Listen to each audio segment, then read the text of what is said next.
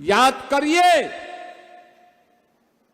करिए आज से 10 वर्ष पहले आप बिजली के लिए तरसते थे और आज शामली अपने यहां से 400 केवीए के एक बड़े ट्रांसफार्मर के सब स्टेशन के माध्यम से, विद्युत स्टेशन के माध्यम से पश्चिमी उत्तर प्रदेश में बिजली की आपूर्ति करने का माध्यम बना हुआ है। आज से 10 वर्ष पहले मेडिकल की सुविधाएं नदारद थी। पहले ही 3 वर्ष के अंदर शामली ने जो प्रगति की 17 से 20 के बीच, मैं 20-21 में देख रहा था जब कोरोना महामारी थी, शामली के लोग तो स्वस्थ थे ही, लेकिन देश के अन्य क्षेत्रों से, दिल्ली और अगल बगल के क्षेत्र से लोग उपचार कराने के लिए शामली के हॉस्पिटलों में आने के लिए मजबूर हो रहे थे। बहनों और भाइयों, ये विकास का वो मॉडल है जो डबल इंजन सरकार आपको दे रही है। और डबल इंजन सरकार आज एनडीए की डबल इंजन की, दिल्ली में प्रधानमंत्री मोदी जी के नेतृत्व की सरकार हो या उनके मार्गदर्शन में चलने वाली यूपी की सरकार, दोनों मिलकर के इस गति को शामली की प्रगति में बदल रहे हैं, उसको आगे बढ़ाने का काम कर रहे हैं। याद करिए जो अभी यहां प्रसन्न चौधरी कह रहे थे मंच से, यहां के जनप्रतिनिधि चौधरी जयंत सिंह जी ने भी, चौधरी बीरेंद्र सिंह जी ने भी, मोहित बेनीवाल ने भी, सुरेश राणा जी ने भी। सुरेश राणा तो हमारे गन्ना मंत्री थे।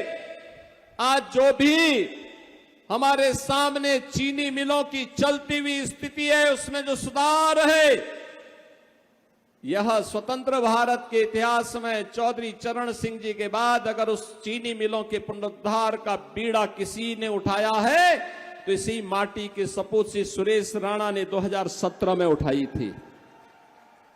और बहनों और भाइयों, आज उसका परिणाम है 122 चीनी मिलें चल रही हैं। और जब मेरे सामने प्रस्ताव आया कि गन्ना किसानों के गन्ना मूल्य का भुगतान समय पे हो, उसकी व्यवस्था तो कराई गई, लेकिन यह हुआ कि दाम भी बढ़ जाता तो अच्छा होता। हमने सीधे उसको 400 रुपए कुंटल किया है। 400 रुपए कुंटल आज के दिन पे हमारे अन्नदाता किसानों को मिल रहा है। बहनों और भाइयों, 2017 में हम लोग आए थे तो हम लोगों ने तो ये मान करके सुरेश जी को ये जिम्मेदारी दी कि लगता है कि अब ये चीनी मिलें बंद हो जाएंगी। याद करिए 2007 से लेकर के 2017 के बीच 29 चीनी मिलें सपा बसपा की सरकार में बंद हुई। 29 चीनी मिलें, 21 चीनी मिलों को इन्होंने औने पौने दाम में बेच दिया था। मैंने सुरेश जी से पूछा, मैंने कहा भी क्या होगा, चीनी मिलें बिकेंगी तो नहीं?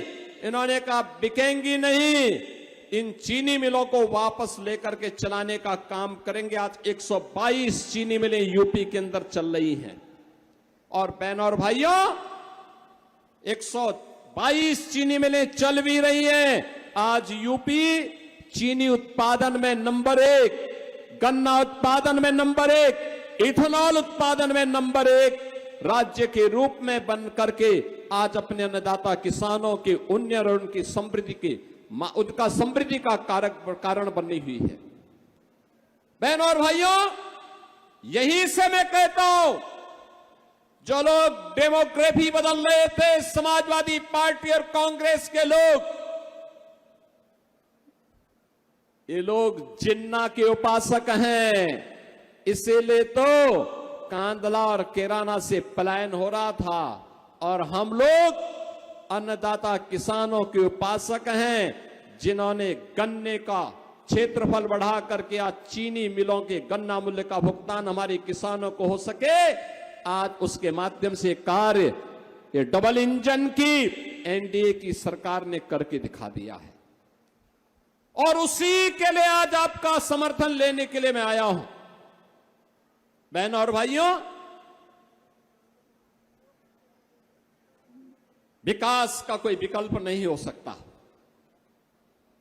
ये जो जिन्ना के अनुयायी हैं, इन्हें जब भी मौका मिलेगा ये आपको बांटेंगे, जाति के नाम पर बांटेंगे, क्षेत्र के नाम पे बांटेंगे, विकास में लूट खसोट करेंगे, अराजकता फैलाएंगे, बेटी और व्यापारी की सुरक्षा में सेंध लगाने का कार्य करेंगे। मुझे याद है जब 2020-21 में जब मैं आया था यहां, पहले मैं 2017-18 में आया था, फिर 20-21 में मैं आया था। मैं केराना में उस परिवार से भी मिला था जिस परिवार के एक सदस्य की हत्या 2015 में सरेआम केराना के बाजार में कर दी गई थी। और आज जब मैं आता हूं, मुझे लगता है जो हम लोगों ने संकल्प लिया था अपराध और अपराधियों के प्रति जीरो टॉलरेंस की नीति के तहत कार्य करने का, और जो संकल्प लिया था कि माफिया और अपराधी के लिए जगह यूपी की धरती में या तो जेल में होगा या उसको जहन्नुम पहुंचा करके रहेंगे। और बहनों और भाइयों, आज मुझे लगता है जब शामली की खुशहाली को देखता हूं, केराना के विकास को देखता हूं, थाना भवन के विकास को देखता हूं, लगता है कि हम लोगों के सार्वजनिक जीवन में आना सार्थक हुआ। आज लगता है सार्थक हुआ है। अब बेटी अपने घर में रह करके पढ़ रही है, स्कूल जा रही है, और शामली ने तो बहुत प्रगति की है। मैं पिछली बार आया था, मैंने यहां के स्कूलों का भी दौरा किया था। मैंने यूपी बोर्ड और सीबीएसई बोर्ड के रिजल्ट भी देखे। उसकी मेरिट सूची में जब शामली का नाम मैंने देखा, मैंने उन बच्चों को लखनऊ में बुलाया और मैंने कहा कहां परिवार के लोग कहां रहते हैं? कहा अपने घर से स्कूल जाते हैं। मैंने कहा डर नहीं लगती?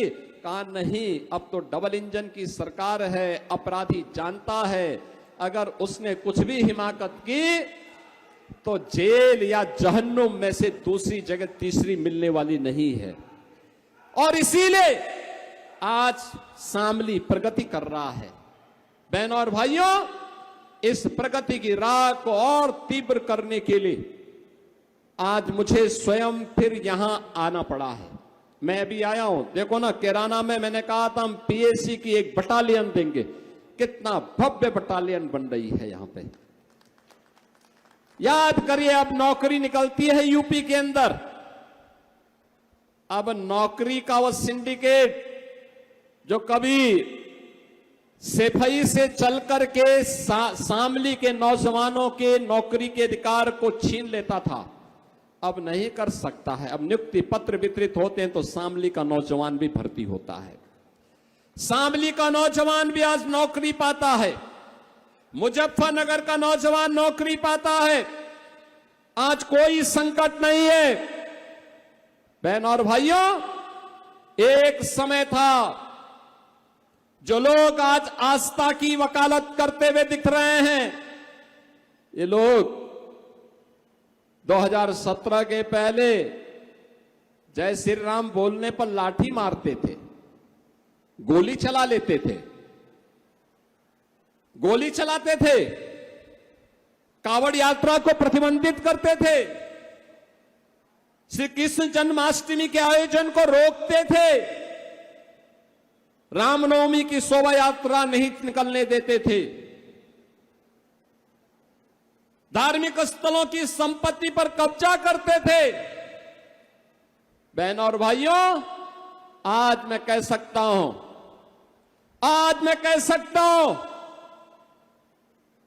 पश्चिमी उत्तर प्रदेश के लिए, यहां के किसानों के लिए, यहां के युवाओं के लिए, देश के अन्नदाता किसानों के लिए और देश के अन्नदाता किसानों के उन्नयन के लिए और युवाओं के उज्जवल भविष्य के लिए चौधरी चरण सिंह जी ने जो सपना देखा था, उस सपने को आज साकार कर रही है डबल इंजन की भारतीय जनता पार्टी और एनडीए की सरकार। एक और अन्नदाता किसान के उन्नयन का कार्य हो रहा है, उसके चेहरे पर खुशहाली लाने का कार्य हो रहा है। दूसरी ओर नौजवानों के लिए नौकरी और रोजगार की सुविधा है। बहन और बेटी को सुरक्षा भी है और उनके स्वावलंबन के लिए भी योजना है, और हर गरीब को शासन की योजना का लाभ प्रदान करने का कार्य भी हो रहा है। हर व्यापारी को सुरक्षा प्रदान की जा रही है, उनके निवेश को भी और उसको भी सुरक्षा प्रदान करके उसको आगे बढ़ाने का कार्य किया जा रहा है। यही तो डबल इंजन सरकार है। आज कावड़ यात्रा को कोई रोकता नहीं। आज तो शानदार कावड़ यात्रा चल रही है। सुरक्षा सरकार उसके साथ खड़ी है, प्रशासन उनकी सेवा में खड़ी है, उद्यमी व्यापारी और स्वयंसेवी संगठन उनकी सेवा के लिए खड़े रहते हैं। और मैं आज के इस अवसर पर जब कावड़ यात्रा प्रारंभ होने वाली है, मैं सभी कावड़ संघों से विनम्र अपील करूंगा। बहनों और भाइयों, मैं उनसे अपील करूंगा कि याद रखना, हम सब श्री राम के वंशज हैं, श्री कृष्ण के अनुयायी हैं और भोले शंकर के भक्त हैं। हम सब इस बात को ध्यान रखेंगे, राम की मर्यादा, कृष्ण की लीला और शंकर की समरसता और जीवंतता हमेशा हमें आगे बढ़ने के लिए प्रेरित करती है। जीवन में अनुशासन और धैर्य, ये हमारी सबसे बड़ी पूंजी होनी चाहिए। छोटी छोटी बातों को लेकर के कहीं हुड़दंगई नहीं होनी चाहिए। याद रखना, ये सभी हुड़दंगई या कहीं कोई गुंडागिर्दी होती है, इस प्रकार के दृश्य, कोई अनुशासनहीनता होती है तो इस प्रकार के दृश्य, जितने भी विरोधी हैं ये सभी लोग एक नोट करके रखेंगे और फिर कावड़ यात्रा को पूर्व की भांति प्रतिबंधित करने के लिए लोग एन केन प्रकारेण तमाम अन्य जगहों से दबाव बनाने का प्रयास करेंगे। लेकिन मैं कहूंगा, सरकार उनकी सुरक्षा के लिए, उनकी सुविधा के लिए और उनकी भक्ति को साकार करने के लिए हर प्रकार का सहयोग कर रही है। यही तो डबल इंजन सरकार है जो आस्था का सम्मान कर रही है, पुष्प वर्षा करती है। मैं स्वयं कावड़ यात्रा के दौरान आता हूं पुष्प वर्षा करने के लिए। लेकिन बहनों और भाइयों, हम लोगों को उस मर्यादा को समझना होगा जो इस यात्रा की, कावड़ यात्रा की गरिमा को बढ़ाएगा, कावड़ यात्रियों के साथ लोगों के उस प्रगाढ़ प्रेम को व्यक्त करने का एक माध्यम बनेगा। इसलिए अगर कोई गलत व्यक्ति हमारे बीच में आकर के उपद्रव करने का प्रयास करता है, उड़दंगई करने का प्रयास करता है, पहले ही ऐसे व्यक्ति को कान पकड़ करके बाहर कर देने की आवश्यकता है और कह देने की आवश्यकता है कि अनुशासनहीनता हम नहीं स्वीकार करेंगे। यह मर्यादा है हमारे पर्व और त्योहारों की, और पर्व और त्योहारों की इस मर्यादा को ध्यान में रख करके अगर हम कार्य करेंगे तो आने वाले समय में ये परंपराएं और अच्छे ढंग से आगे बढ़ेंगी। मैं आज के इस अवसर पर आप सभी को, आज यहां पे हमारे थाना भवन के विधायक श्री अरशद अली जी नहीं है, उनका स्वास्थ्य खराब हुआ है, अस्वस्थ है। मैंने आज सुबह उनसे टेलीफोन से बातचीत करके उनका हालचाल भी लिया। प्रसन्न चौधरी प्रसन्न रूप में यहां पर मौजूद हैं, लेकिन उनका पैर फ्रैक्चर है। और मुझे अच्छा लगा कि विकास के कार्यों में रुचि ले रहे हैं, निरंतर यहां के मुद्दों को उठाते हैं और इन सभी कार्यों को लेकर के हमारे यहां के जनप्रतिनिधिगण लगातार प्रयास करते हैं।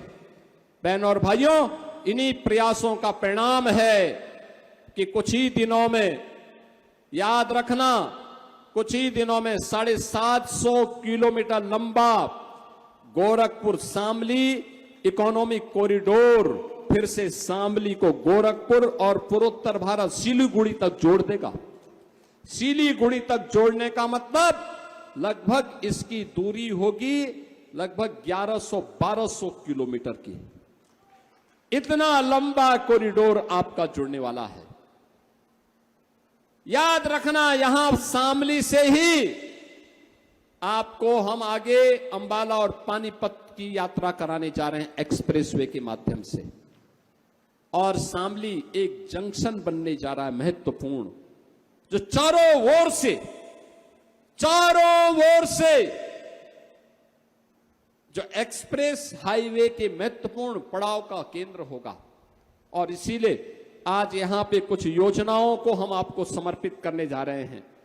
ये योजनाएं जो शामली के विकास को एक नई ऊंचाई तक पहुंचाएगी। इन योजनाओं में यहां पर अभी हम लोगों ने पीएससी की बटालियन का काम तेजी के साथ किया है। शामली में यहां पर हम लोग पुलिस लाइन के निर्माण के कार्य को भी युद्ध स्तर पर आगे बढ़ाए हैं। District headquarter, integrated court complex, ये सभी यहां पर कार्य किए जा रहे हैं। और आज मुझे बताते हुए प्रसन्नता है कि अब हमारा शामली एनसीआर का पार्ट हो गया है, यानी दिल्ली के अंदर जो विकास होगा अब शामली को कोई उससे वंचित नहीं कर सकता है। यहां पे प्रदेश का पहला एकीकृत निजी टेक्सटाइल पार्क यहीं पे बनने जा रहा है। और बहनों भाइयों, 8,000 नौजवानों को उसमें सीधे सीधे नौकरी और रोजगार प्राप्त होगा। मैंने आपको पहले ही बताया कि ये कार्य इसलिए संभव हो पा रहा है क्योंकि आपका समर्थन हमारे लिए एक महत्वपूर्ण, हमारी सबसे बड़ी आज की ताकत है। और उस ताकत का इस्तेमाल करते हुए आज हम सब कार्य कर रहे हैं। आज आपकी नई पहचान बन रही है। अब शामली पहचान के लिए मोहताज नहीं है, गन्ने की मिठास के लिए भी, और साथ साथ एक्सप्रेसवे के एक नए हब के रूप में अपनी पहचान को बताने के लिए, उस पहचान को आगे बढ़ाने के लिए आज हम सब यहां पर ढेर सारी परियोजनाओं के लोकार्पण के कार्यक्रम को भी यहां संपन्न किए हैं। इनमें यहां पर अमृत 2 के अंतर्गत नगर पंचायत उन पेयजल पुनर्गठन योजना का लोकार्पण, राजकीय महिला ITI पिंडोरा का लोकार्पण, नवीन राजकीय हाई स्कूल कादरगढ़ के निर्माण का लोकार्पण, शामली मालेंडी दुल्लाखेड़ी मार्ग के चौड़ीकरण और सुदृढ़ीकरण का लोकार्पण, दुल्लाखेड़ी बुंटा रजवाहे गंदेवाड़ा संगम मार्ग का लोकार्पण, सहारनपुर नकुड़ गंगो थाना भवन मार्ग के चौड़ीकरण और सुदृढ़ीकरण कार्य का लोकार्पण, और तहसील शामली में एक 5 टन प्रतिदिन क्षमता का CNG बायोगैस प्लांट का लोकार्पण का कार्यक्रम यहां पे भी संपन्न हुआ है। बहनों और भाइयों, इसके साथ ही नगर पालिका परिषद कैराना, नगर पालिका परिषद शामली के पेयजल पुनर्गठन का शिलान्यास का कार्यक्रम भी यहां संपन्न हो रहा है। अन्य तमाम महत्वपूर्ण मार्गों के चौड़ीकरण सुदृढ़ीकरण कार्य का भी सुदृढ़ीकरण यहां पे किया जा रहा है। कैराना, खुरगान, सुनेहटी, बरवाबी मार्ग का चौड़ीकरण सुदृढ़ीकरण के कार्य का नगर पंचायत झिंझाना और नगर पंचायत एलम में यहां पर स्टडी सेंटर निर्माण के कार्य, नवीन कलेक्ट्रेट से शामली भैंसवाल मार्ग तक संपर्क मार्ग का चौड़ीकरण सुदृढ़ीकरण के कार्य का शिलान्यास, और साथ साथ यहां पर PM कुसुम योजना के अंतर्गत सोलर लाइट से यानी सोलराइजेशन योजना के अंतर्गत यहां पे एक हम लोग सब स्टेशन की स्थापना का काम भी कर रहे हैं। इसके साथ सेंटर ऑफ एक्सीलेंस जो टाटा ग्रुप के साथ मिलकर के कार्य किया जा रहा है, इन सब के साथ ही थाना भवन मुजफ्फरनगर थाना भवन मार्ग के चौड़ीकरण सुदृढ़ीकरण के कार्य का भी आज यहां पे शिलान्यास का कार्य संपन्न हो रहा है। बहनों और भाइयों, जिन परियोजनाओं का आज लोकार्पण और शिलान्यास हो रहा है, मैं इसके लिए शामली जनपद की तीनों विधानसभा की जनता जनार्दन को बधाई देता हूं, अपनी शुभकामनाएं देता हूं, जनप्रतिनिधियों को बधाई देता हूं। जिन पदाधिकारी और जनप्रतिनिधियों ने इसमें इन योजनाओं को यहां लाने के लिए योगदान दिया है, उन सबका मैं अभिनंदन करता हूं।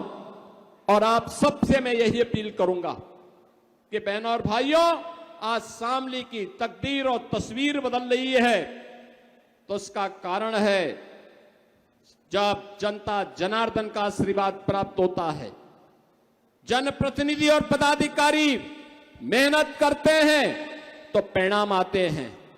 बहनों और भाइयों, 2017 के पहले सोने वाले लोग थे।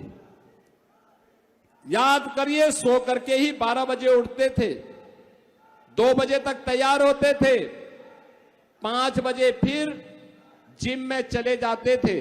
तो जनता के लिए कहां उनके पास फुर्सत थी? जनता के लिए फुर्सत नहीं थी। ये लोग माफिया के सामने नाक रगड़ने वाले लोग थे। दंगाइयों को अपने घर में बुला करके उन्हें सम्मानित करते थे। अब यूपी बदल चुका है। अब यूपी प्रातः 4 बजे से लेकर के उसकी यात्रा प्रारंभ होती है और जो चरेवेती के मंत्र के साथ निरंतर उत्तर प्रदेश के अंदर बिना भेदभाव के गांव, गरीब, किसान, नौजवान, महिलाएं, व्यापारी, समाज के प्रत्येक तबके के हितों के लिए कार्य करने वाली सरकार है। और डबल इंजन सरकार का यही लाभ आज इस गति को बुलेट ट्रेन की स्पीड के साथ आगे बढ़ाने का कार्य कर रहा है। मैं आज के इस अवसर पर आप सभी को इन सैकड़ों करोड़ की परियोजनाओं के लिए हृदय से बधाई देता हूं, अपनी शुभकामनाएं देता हूं और आप सबसे अपील करूंगा कि सुरक्षा और सुशासन के लिए डबल इंजन की एनडीए की सरकार के साथ आपका आशीर्वाद निरंतर प्राप्त होना चाहिए। आप सबके प्रति मेरी मंगलमय शुभकामनाएं हैं। धन्यवाद। जय हिंद।